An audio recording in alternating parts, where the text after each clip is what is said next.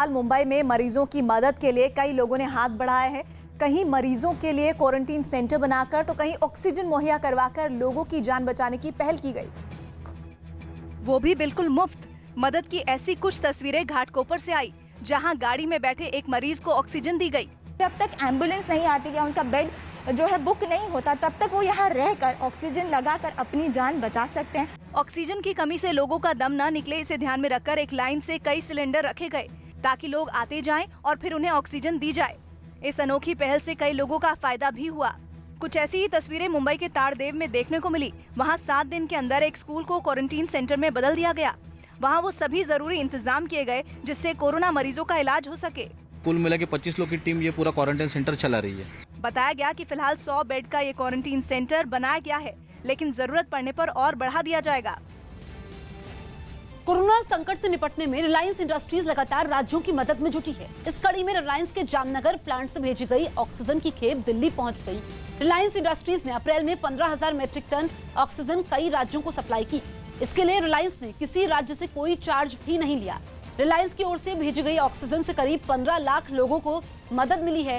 Reliance industries के chairman Mukesh Ambani खुद oxygen supply और ट्रांसपोर्टेशन के काम पर नजर रख रहे हैं और जरूरतमंद राज्यों को जल्द से जल्द ऑक्सीजन भिजवाने में जुटे हैं। कोरोना संकट गहराने के साथ ही रिलायंस इंडस्ट्रीज रोजाना 1000 मैट्रिक टन ऑक्सीजन का उत्पादन कर रही है, जिसे ऑक्सीजन एक्सप्रेस के जरिए अलग अलग राज्यों में पहुंचाया जा रहा है। ऑक्सीजन संकट पर सुनवाई के दौरान दिल्ली हाईकोर्ट ने केंद्र और केजरीवाल सरकार दोनों के रवैये पर नाराजगी जाहिर की। न्यूज 18 के अमित सिंह की रिपोर्ट है कि हाईकोर्ट ने फटकार लगाई कि वो क्या प्लान कर रहे हैं। 1 नहीं 2 हफ्ते हो गए जबकि लोग ऑक्सीजन के लिए रो रहे हैं। इस पर केंद्र सरकार के वकील ने दलील दी कि इमोशनल होने की जरूरत नहीं है, जिस पर अदालत ने लताड़ लगाई कि जब लोग मर रहे हैं तो ये भावनात्मक मामला है, क्योंकि वो अंधे हो सकते हैं लेकिन जज अपनी आंखें बंद नहीं कर सकते। हाई कोर्ट ने तो केंद्र से यहां तक कह दिया कि आईआईटी और आईआईएम ऑक्सीजन टैंकर के मैनेजमेंट का काम सरकार से बेहतर कर सकते हैं, इसलिए ये काम उनको सौंप देना चाहिए। इसके बाद कोर्ट ने केंद्र की उस अपील को भी खारिज कर दिया जिसमें उसने ये दावा किया था कि मौजूदा हालात में दिल्ली 700 मैट्रिक टन ऑक्सीजन के हकदार नहीं है। साथ ही सरकार को नोटिस जारी कर पूछा कि 1 मई को दिशा आदेश का पालन न करने के लिए क्यों न उनके खिलाफ अवमानना की कार्रवाई की जाए। जबकि सुप्रीम कोर्ट ने भी निर्देश दिया था कि 30 अप्रैल को देश की सबसे बड़ी अदालत ने केंद्र को यह निर्देश दिया था कि वो दिल्ली को सिर्फ 490 मैट्रिक टन नहीं बल्कि 700 मैट्रिक टन ऑक्सीजन मुहैया कराए। दिल्ली के विकासपुरी में एक अस्पताल में आग लगने से अफरा तफरी मच गई। अस्पताल के स्टोर रूम में लगी ये आग तेजी से फैली। उस वक्त वहां 17 कोरोना मरीजों के साथ कुल 26 मरीज भर्ती थे। आग लगने की जानकारी मिलते ही दमकल विभाग की 7 गाड़ियां वहां पहुंची और आग बुझाने के काम में जुट गई। इस बीच पुलिस ने अस्पताल के कर्मचारियों की मदद से सभी मरीजों को सुरक्षित बाहर निकाल लिया। वहीं दमकल कर्मियों ने काफी कोशिश के बाद आग को बुझा दिया।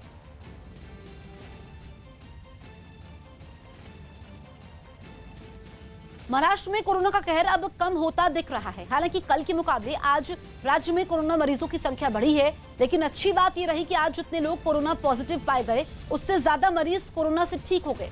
पिछले 24 घंटे में राज्य में 51,880 नए कोरोना मरीज सामने आए, जबकि इस बीच 65,934 लोग अस्पताल से डिस्चार्ज होकर अपने घर लौट गए। वहीं पिछले 24 घंटे में कोरोना की वजह से 891 लोगों की मौत हुई। मुंबई में पिछले 24 घंटे में 2,554 कोरोना के नए मरीज मिले। 62 लोगों की जान चली गई। थर्ड वेव एंटीसिपेट हम कर रहे हैं कि जुलाई अगस्त के दरमियान या सितंबर के दरमियान थर्ड वेव भी आ सकती है। ऐसा केंद्र शासन ने भी राज्य शासन के वीसी में कहा है, लेकिन अभी इसकी जो प्रिपेयर्डनेस है वो करना बहुत ज़रूरी है। आज तो मैं ये कहना चाहूँगा कि ज़रूर आज स्थिति 12 ज़िलों में काफ़ी सुधार हुई है, काफ़ी संख्या कम हुई है।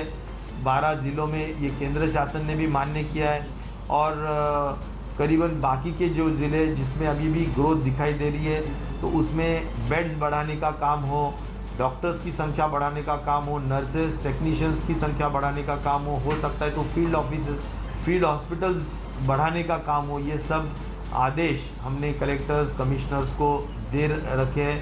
एबीवीपी ही नहीं, दिल्ली में बीजेपी नेताओं ने भी प्रदर्शन किया। बंगाल में चुनाव के बाद भी जारी हिंसा पर दिल्ली बीजेपी के नेताओं ने बंग भवन के सामने प्रदर्शन किया। ये प्रदर्शन कोरोना नियमों का पालन करते हुए किया गया। प्लैकार्ड्स लेकर तमाम जो पदाधिकारी हैं बीजेपी के, न सिर्फ दिल्ली बीजेपी के बल्कि एमपीज भी, एमएलए भी यहाँ पर नजर आ रहे हैं। प्रदर्शन कर रहे बीजेपी सांसदों और विधायकों ने बंगाल हिंसा के लिए टीएमसी को जिम्मेदार ठहराया। ऐसे बेकसूर लोगों की हत्याओं का सिलसिला मुगलों के टाइम में हुआ करता था, अंग्रेजों के टाइम में हुआ करता था। माइक्रोसॉफ्ट के संस्थापक बिल गेट्स और उनकी पत्नी मेलिंडा ने शादी के 27 साल बाद तलाक लेने का ऐलान किया। दोनों ने ट्विटर के जरिए इसकी जानकारी दी।